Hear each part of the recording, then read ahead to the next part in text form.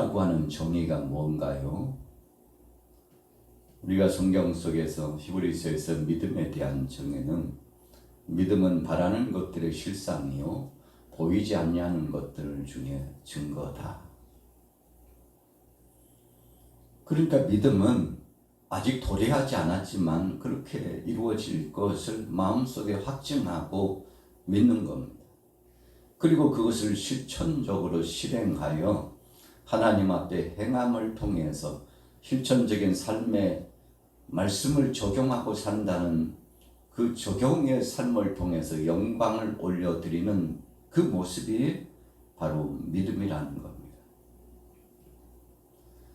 그런데 우리가 성경을 보다 보면 이 믿음이라고 하는 것은 들음에서 나며 들음은 그리스도의 믿음, 그리스도의 말씀으로 말미암아 이루어지는 것이라고 했습니다. 결국은 하나님이 주신 생생한 말씀을 우리가 귀로 듣고 마음속으로 품고 있다가 마음속으로 품어 확정한 그 일들을 그대로 될 줄로 알고 세상의 어떤 유혹이 와도 우리를 넘어뜨리고자 하는 핍박이 와도 흔들리지 않고 하나님이 허락하신 그 말씀대로 올곧게 진리의 길, 제자의 길, 거룩한 반열 속에 살아가는 성도의 길을 가는 것이 믿음이라는 겁니다. 그런데 이 믿음조차도 하나님께서 주신 선물이라는 겁니다. 여러분, 우리가 인생 여정을 살아가다 보면 여러 가지 일들을 당하게 됩니다만 어떤 때는 우리가 우리 자신을 보고서도 깜짝 놀랄 때가 있습니다. 야, 내가 어떻게 이 과정을 이겨나왔지? 생각하고 보니까 어느 중요한 정점에 이르러서는 그때는 사면 초가의 위기에 앞으로도 뒤로도 위로도 아래로도 갈 수 없는 그 위기감 속에 하나님께서 극적으로 도와주셔가지고 될 수 없다고 생각하고 할 수 없다고 생각했는데 일이 진행되었고 일사천리로 형통하게 되는 역사가 이루어졌다고. 여러분, 이런 체험, 이런 간증을 고백할 수 있는 사람들이 한둘이 아니죠. 오늘 여기 있는 여러분들도 그런 간증을 고백할 수 있을 겁니다. 오늘 성경에 말씀하고 있는 이 내용은 하나님께서 믿음을 주셨고 하나님께서 그 믿음대로 살도록 역사하셨으며 하나님께서 일거수일투족을 시작에서부터 과정과 끝까지 책임져 주셔서 그렇게 되었다는 고백을 하는 겁니다. 어찌 보면 우리가 믿음에 대한 정의를 가지고서 선포하고 또 함께 나눔을 가질 때 우리 자신의 의가 드러날 뻔하는 그런 유혹이 있습니다. 그래도 다른 사람은 안 돼. 나니까 했지, 나나 되니까 그 과정에서 다 이겨나가고 여기까지 왔지. 다른 사람 같으면 어림도 없지. 여러분, 이것이 바로 나 자신을 높이 평가하고 조금 더 지나쳐서 하나님이 하셨다기보다는 내가 잘해서 된 것이라고 자기 의를 드러내고 싶은 충동이 오늘 저와 여러분들에게는 다 있습니다. 이런 유혹이 있어요. 일이 안 될 때는 이웃 탓, 가족 탓, 친구 탓, 하나님 탓. 일이 잘 될 때는 누구도 보이지 않고 내가 잘해서 된 것이라고. 여러분, 우리가 보편적으로 이런 생각과 이런 함정에 빠지기가 굉장히 쉽습니다.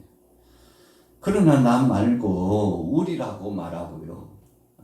우리 말고 전능하신 하나님이 하셨다고 하고, 그래서 이 땅 아래서부터 바닥을 치고 딛고서 올라가서 하늘 보좌에 계신 전능하신 하나님 편에까지 도달할 수 있는 그런 상식과 그런 믿음과 그런 고백, 그런 선포적인 역사가 있어야만이 진정한 믿음이라고 할 수 있다는 겁니다. 여러분, 그래서 믿음에 대한 정의와 고백과 그런 삶을 사는 것은 쉬운 것 같지만 쉽지 않습니다. 왜 그런가요? 우리 사람들은 자기 의를 드러내고 싶은 충동이 굉장히 강하고, 그래서 악한 권세 마귀는 오늘 저와 여러분들에게 쓴뿌리와 같은 것을 심어주려고 하는데, 그 쓴뿌리는 불의한 거, 이간하는 거, 끊임없이 적대적으로 불순종하는 거, 하나님 뜻과는 상관없는 것을 행하기를 즐거워하는 것. 그래서 이와 같은 것을 세 가지로 나누죠. 육신의 정욕과 이생의 자랑과, 여러분 우리 안에 있는 이 안목의 정욕들이 계속 우리를 향하여서 좋지 못한 불순종과 하나님의 뜻을 거스리는 것을 요구하고 있는데, 그러나 믿음의 사람은 그럼에도 불구하고 다시 한번 돌이켜서 자기 자신을 성찰하고 자기를 내려놓을 줄 알고 하나님 영광을 위하여 살고자 소원한다는 것입니다. 여러분, 그래서 이런 믿음을 갖고 살아가는 데는 성령님의 도우심이 절실한 겁니다. 우리가 처음 믿음을 갖고 예수님을 구주로 영접하고 6개월 학습, 1년을 지나고 세례를 받고서 이제는 3년, 5년, 7년차, 10년차 지나가면서 점점 성숙해지는 신앙인이 됩니다.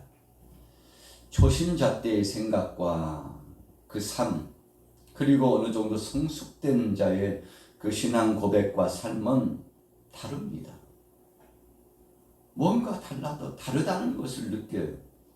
그렇다면 그 다르다는 것은 뭘까요? 이 다르다는 것은 하나님 영광 중심으로 점점 바뀌어가고 있다는 겁니다.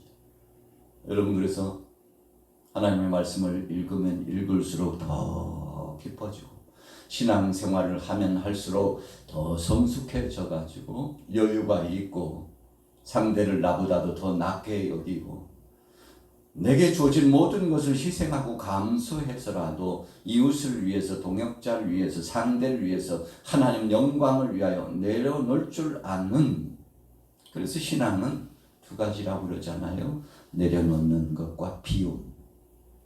얼마나 자기 자신의 속에 있는 욕심을 비우고 자기 자아를 비워서 내려놓을 줄 아느냐에 따라서 신앙의 성숙도가 다르다 그렇죠. 아브라함이 하나님의 말씀을 받고서 75세 갈대아 우르를 떠나서 하나님 명령, 세 가지 명령하셨죠. 너는 너의 고향, 친척, 아비 집을 떠나 내가 네게 지시한 곳으로 가라. 여러분, 그래서 아브라함은 갈 바를 알지 못하고 갔다고 했어요. 어디로 가야 되는지 하나님이요, 그 때가 돼서야 알려주시고 끌어주시고, 그래서 우리가 찬양 가운데 내일 일은 난 몰라요. 하루하루 살아요.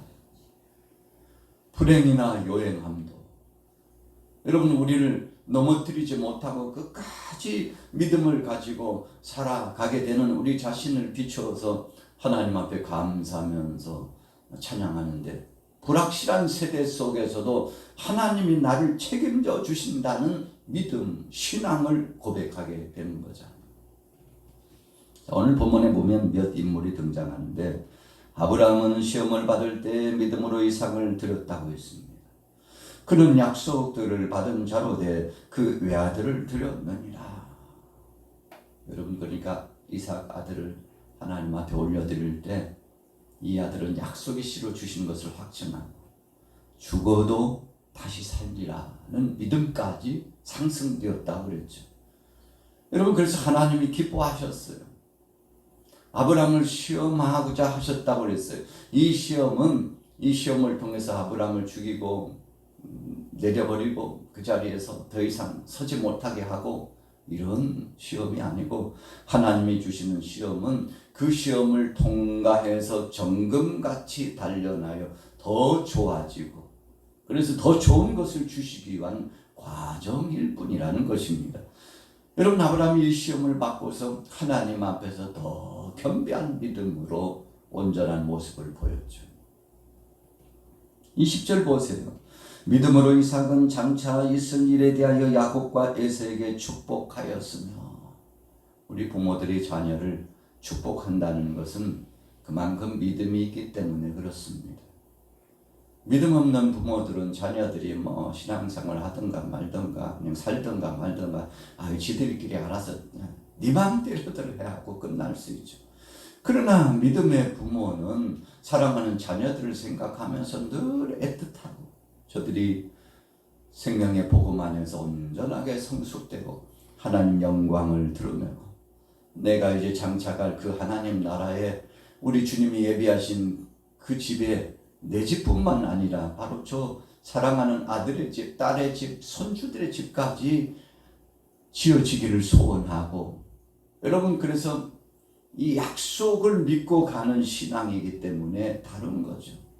아직은 뜻이 이루어지지 않고 목표가 설정되어 성취되지 않았지만 거룩한 목표를 두고 선한 목표를 두고 하나님 앞에 간절히 구하면서 나가는데 오늘 이삭이 바로 그랬다는 겁니다. 에서와 야곱과 에서에게 축복할 때 하나님의 뜻을 가지고 축복을 하게 되는 여러분 이 단계에 들어갈 때까지 이삭도 리브가와 더불어 적지 않은 갈등이 있었잖아요. 이삭은 에서 편이었죠. 리브가는 야곱 편이었습니다. 어찌 보면 리브가는 하나님의 약속, 이 동생이지만 야곱이 큰 자가 되리라는 말씀을 기억하고 있었을지 몰라요. 그러나 어찌 보면 가부장적인 이 권위를 의식이 강했던 이삭은 그래도 마친데 하고요. 자기 생각 중심으로 에서에게 장자의 이 축복권을 부여해 주고자 소원했죠. 이것 때문에 가정에 엄청난 갈등이 있었잖아요. 그런데 나중에 보면요, 종국적으로 엄청난 파란만장한 일을 경험했음에도 불구하고 하나님께서요, 이 인생들이 좌충우돌해가지고 하나님께서 원하시지 않는 것으로 이렇게 채널을 맞춰놨는데 시간이 됐는데 하나님께서 야야야 그거 아니야 돌려놓으셔서 다 제자리로 돌아가도록 하나님이 정하신 섭리대로 되어 돌아가도록 하나님께서 돌리시는 과정을 경험하게 했다는 겁니다. 여러분 그래서 이삭이 하나님 뜻대로 사랑하는 자녀를 축복하고 하나님 영광을 드러내는 삶을 살았는데 여러분 이삭 자의적인 역사가 아니라 하나님이 저의 마음을 움직이셨다는 것을 우리는 기억해야 합니다. 22절 보세요. 21절 믿음으로 야곱은 죽을 때 요셉의 각 아들에게 축복하고 그 지팡이 머리에 의지하여 경배하였습니다. 야곱이 임종을 맞이하면서 내가 이제 죽거든 나는 여기 애국에서 머물고 싶지 않다고 우리 조상 아브라함이 갔던 바로 거기 할아버지가 묻혔던 그곳에 우리 선진이 묻혔던 그곳에 약속의 땅 가나안 땅 여러분 바로 그곳에 자신을 묻어달라고 이게 바로 믿음입니다. 여러분 환경이 허락지 않을 수 있는데 믿음을 갖고 중요한 결단을 내리고 나는 그렇게 해야 된다. 나는 하나님의 자녀라. 우리 후세대들도 하나님의 백성이 될 것이라. 여러분 그래서 이 확증적인 자기신앙 고백을 후손들에게 전수해 준 거죠. 그랬더니 저들도 그대로 받아가지고 나중에 요셉도 내가 이제 여기서 죽지만 앞으로 하나님께서 이 택한 백성들을 이끌어서 약속의 땅으로 가도록 하실 때가 분명히 올 건데 그때 내 유골을 약속의 땅 우리 선진들이 묻힌 그곳에 묻어달라고. 여러분 이런 고백이 그냥 이루어지는 것이 아닙니다. 그래서 우리 일상의 하루하루 동안의 삶 우리가 무슨 말을 하거나 무슨 생각을 갖거나 무슨 결정을 하거나 여러분 그것이 그냥 우연히 어쩌다 보니까 나오는 것이 아니고 성령의 역사심 따라 우리 마음에 깊이 잠식되어 있는 신앙 고백이 흘러 묻어 나오는 것입니다. 그래서 한마디 한마디 말을 어떤 말을 하느냐에 따라서 믿음의 수준이 결정되는 겁니다. 진짜 신앙의 연조도 있고 정말 이만하면 큰 믿음을 가졌을 뻔한데 말하는 것 보면 초신자보다도 못하고 불신자보다도 더 못하는 말을 하고 입에 담지 못할 말을 하고 행동을 하고 그 삶 보면은 그냥 눈뜨고는 못 볼 만한 그런 삶을 산다면 하나님께서 얼마나 슬퍼하실까요? 그러나 진정한 믿음의 사람은 어떤 상황 속 어떤 환경 속에서도 하나님이 기뻐하시는 일을 한다는 겁니다. 23절에 보세요. 믿음으로 모세가 낳았을 때 그 부모가 아름다운 아이임을 보고 석 달 동안 숨겼다. 아름다운 아이? 여러분, 이 아름다운 아이라고 하는 것은 하나님의 거룩한 형상과 모양을 닮은 하나님 앞에 쓰임받기에 합당한 하나님께서 앞으로 미래 비전을 이 아이를 통해서 계획하고 계심을 저들이 기억했다는 겁니다. 여러분, 그것에 대한 총괄적인 의미로 아름다운 아이라고 표현한 거죠. 거룩한 반열 속에서 하나님이 택한 자녀라는 것을 부모가 알았어요. 그래서 여느 때 같으면 그 상황 따라면 그 아들을 나일강에 던져서 죽게 해야 되겠죠.